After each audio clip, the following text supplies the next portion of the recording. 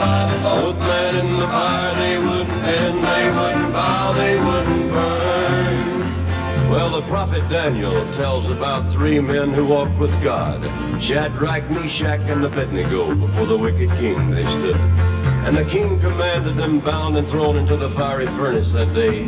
But the fire was so hot that the men were slain that forced them on the way.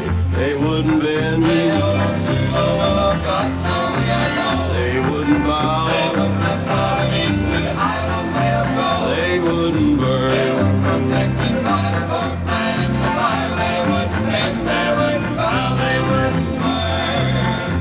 Now when the three were cast in and the king rose up to witness their awful fate, he began to tremble at what he saw. In astonished tones he spake, Did I not cast three men bound into the midst of the fire?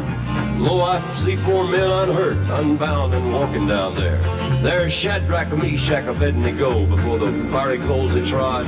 But the form of the fourth man that I see is like the Son of God. They wouldn't bend, they wouldn't to the Lord God, so we are told.